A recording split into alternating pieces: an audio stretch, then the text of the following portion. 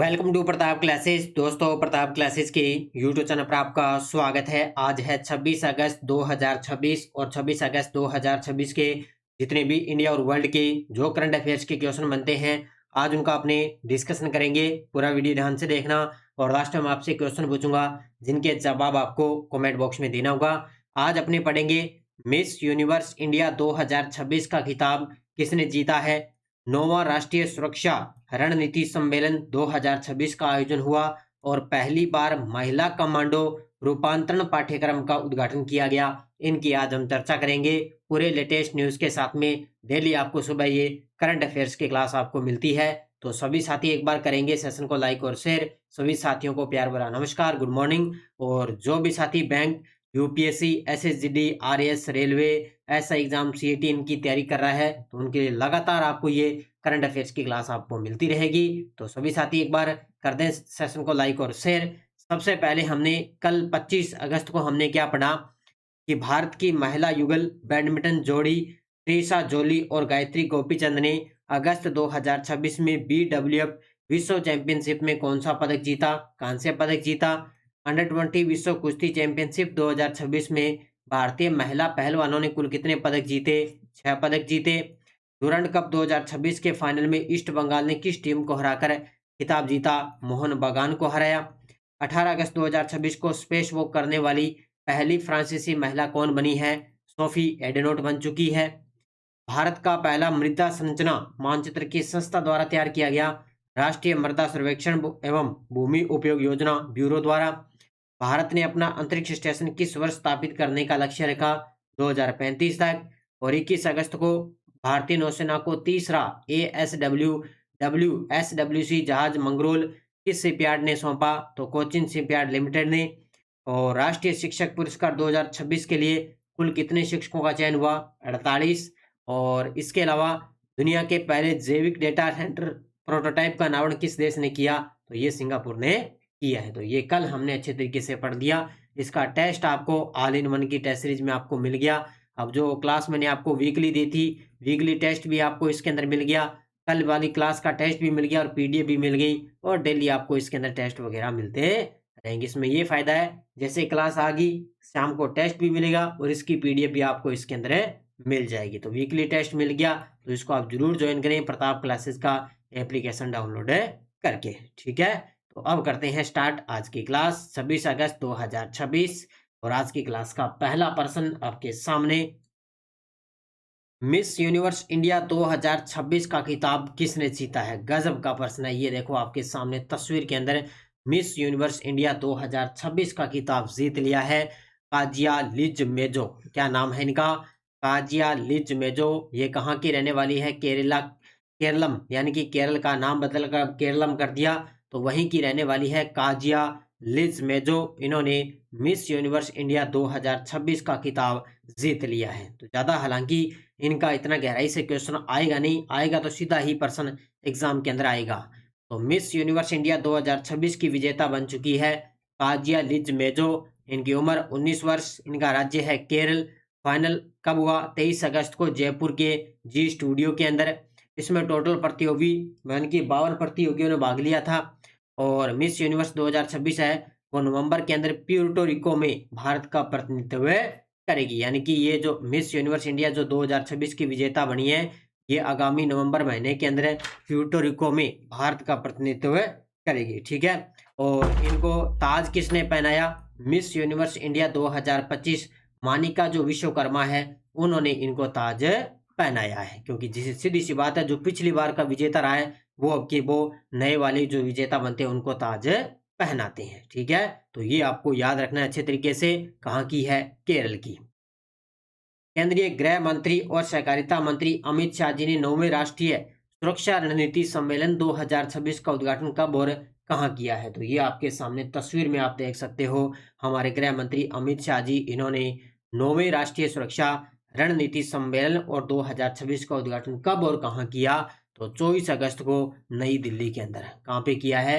ये देखो आपके सामने तस्वीर में, 24 अगस्त 2026 नई दिल्ली के अंदर।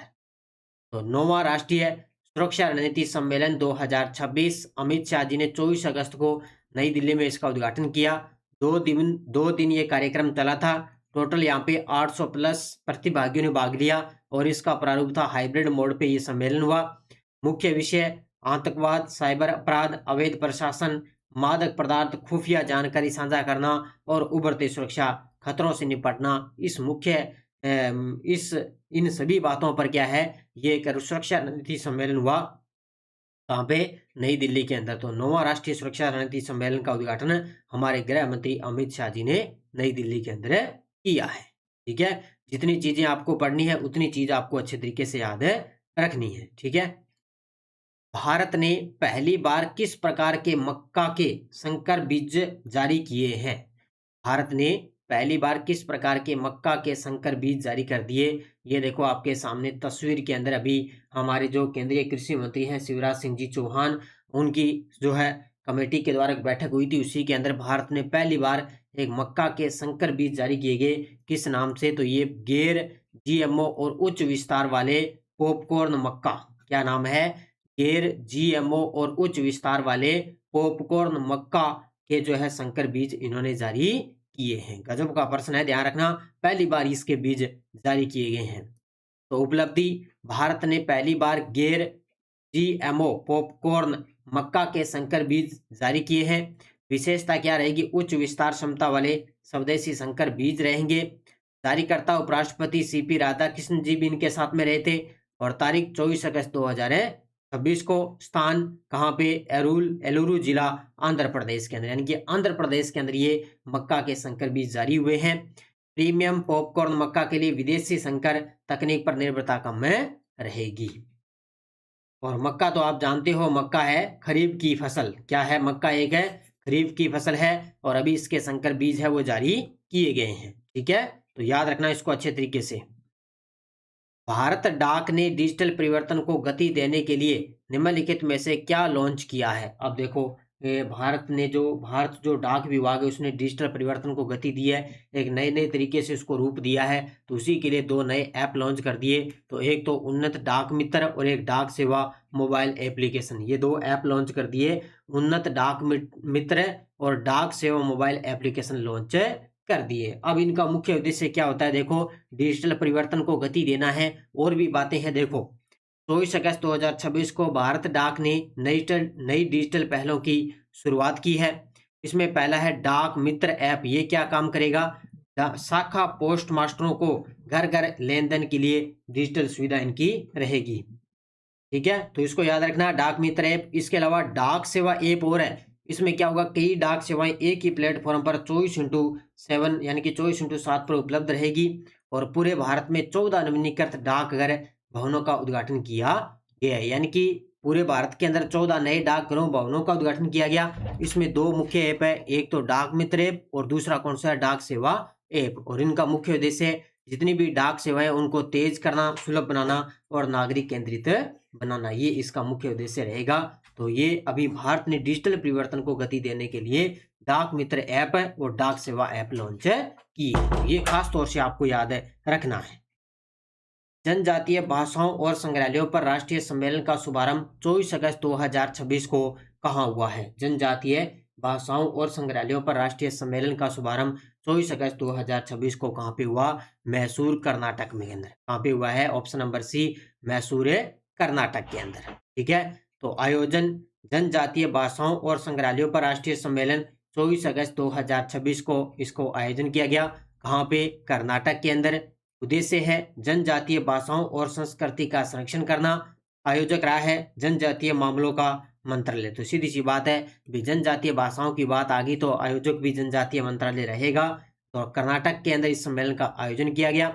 सहयोग कर्नाटक राज्य जनजातीय अनुसंधान संस्थान और केंद्रीय भारतीय भाषा संस्थान है, वो उनके सहयोग से इसका आयोजन हुआ।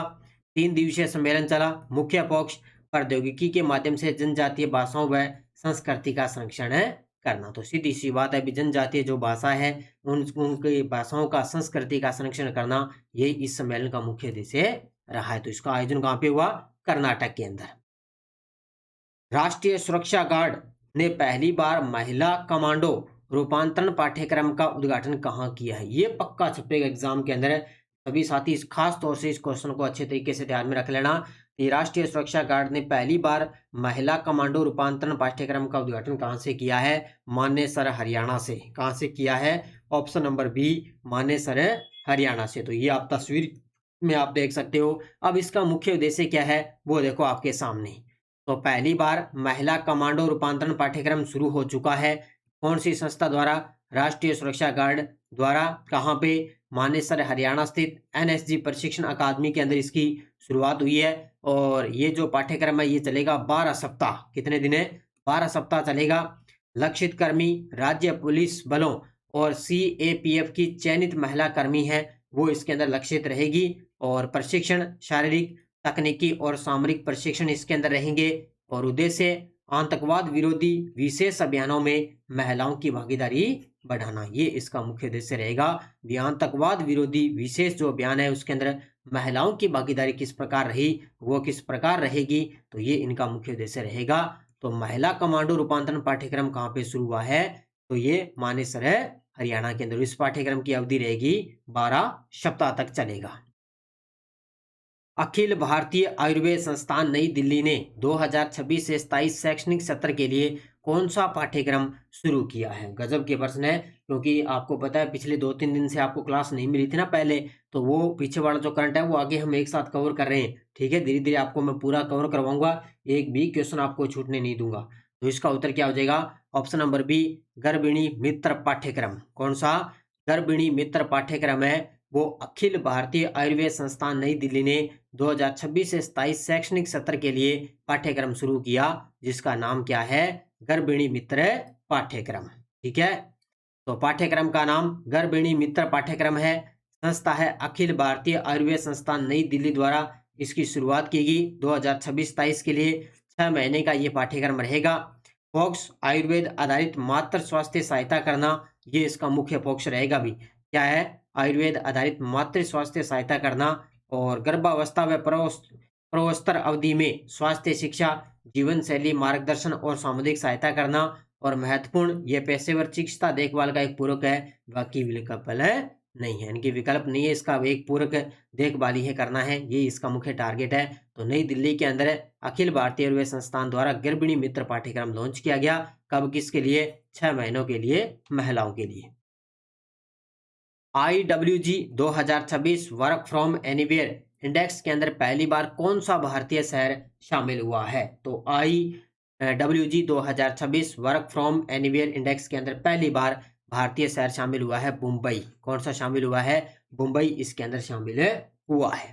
ठीक है, तो इंडेक्स आई है IWG 2026 work from anywhere index 2026, भारतीय शहर मुंबई इसके अंदर शामिल हुआ है पहली बार। विशेष वैश्विक रैंकिंग में शामिल एकमात्र भारतीय शहर शामिल हो चुका है। स्कोर है इनका 77 अंक। कितना है? 77 अंक। बेहतर प्रदर्शन, परिवहन, लचीले कार्यक्षेत्र, मौसम और आवास। क्या है? परिवहन, लचीले कार्यक्षेत्र, मौसम और आवास, ये बेहतर प्रदर्शन करने वाले हैं। कम स्कोर, ब्रॉडबैंड स्पीड, आयोजन और खुशहाली, ये इसके अंदर शामिल है। ठीक है, कम स्कोर देखें तो इसमें ब्रॉडबैंड स्पीड, आयोजन और खुशहाली वो इसके अंदर शामिल है। किसके अंदर है? बेहतर प्रदर्शन कार्य मामले के अंदर। तो मुंबई इसके अंदर सबसे टॉप पे आ चुका है वर्क फ्रॉम एनीवेयर इंडेक्स के अंदर। ओके, अब देखो आपके सामने वन लाइन करंट पहला है, संयुक्त राज्य अमेरिका ने सीरिया को आतंकवाद के प्रायोजक देशों की सूची से हटा दिया, और जो 29 दिसंबर 1989 से लागू हुई थी। क्या बात है भी, संयुक्त राज्य अमेरिका ने सीरिया को क्या आतंकवाद के प्रायोजक देशों की सूची से हटा दिया, जो 29 दिसंबर 1989 से लागू हुई थी।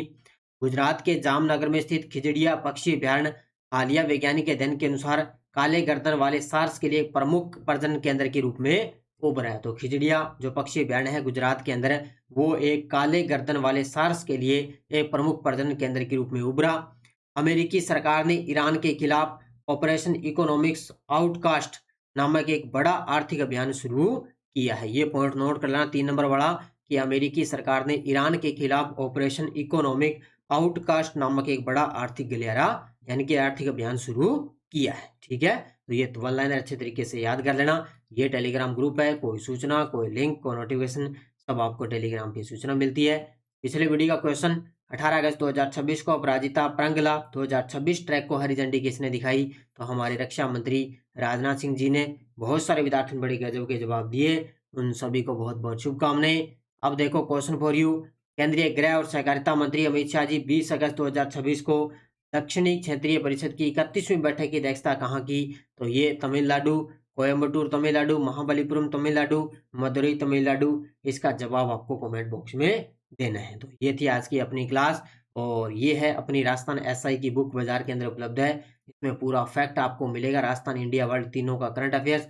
और जल्द ही आगामी आपके लिए सीएटी के लिए भी बुक आ रही है करंट अफेयर्स की, ठीक है। और राजस्थान एसआई 2021 री एग्जाम की करंट अफेयर्स की अपनी टेस्ट सीरीज चल रही है प्रताप क्लासेज एप्लीकेशन में। सीएटी के 10 मॉडल पेपर चल रहे हैं, इसके अंदर 6 मॉडल पेपर आपको मिल चुके हैं।